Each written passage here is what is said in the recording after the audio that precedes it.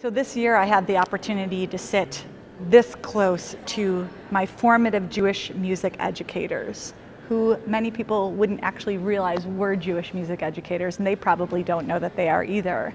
But I was this far away from the Indigo Girls at City Winery this year, and it made me think back to the roots of why I started writing Jewish music. I was very inspired by Judaism.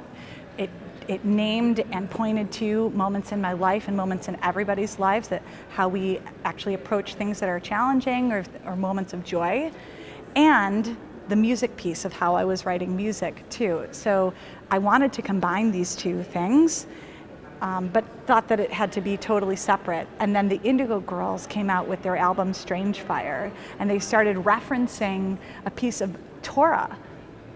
And I found out, oh, they were Bible students in college, and they don't have a problem really merging their Christian roots, but it's biblical, and music. And I said, oh, I can do that too. So I just started writing music that was Jewish inspired, but I would play it in secular venues, and that began my role. So there's really been no division between Judaism and music for me, basically since I started writing at around 25.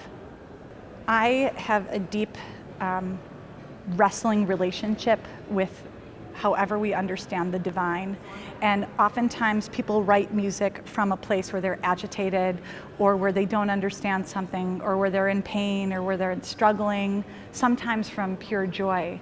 And to me, I look to my sources. I look to the sources of Judaism, and I look to spiritual sources, both Torah, liturgy, etc., for my own comfort and my own kind of understanding of Judaism. And so it makes perfect sense then that I write from that place when I write Jewish music. There's no division. What I'm wrestling with ends up coming out in my music, and when I tap into the Jewish sources, it sort of, just coalesces into a piece of Jewish music, if that's what we want to call it.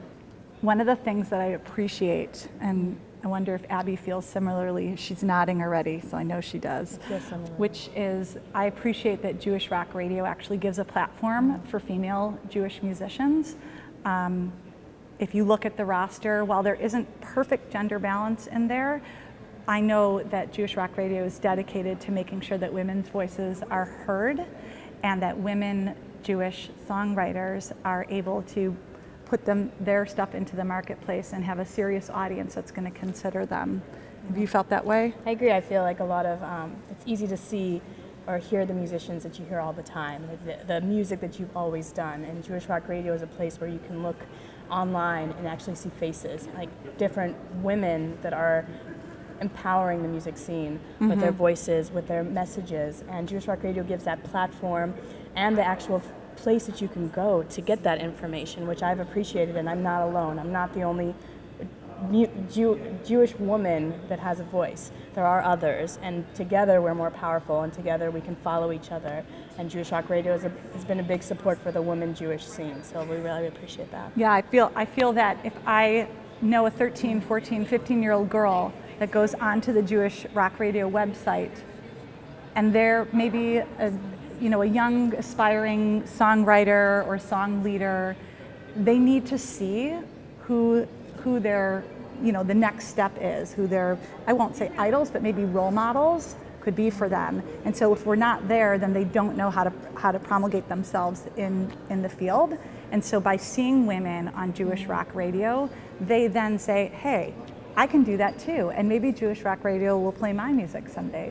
So I actually applaud Jewish Rock Radio. I think it's super important, and keep promoting and supporting women.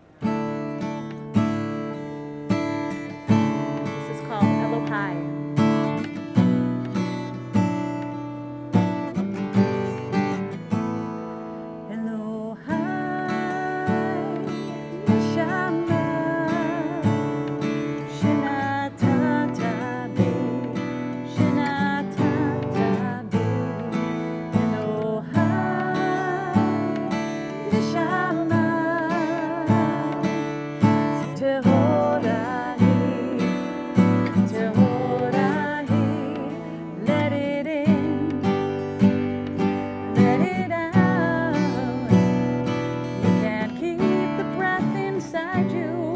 or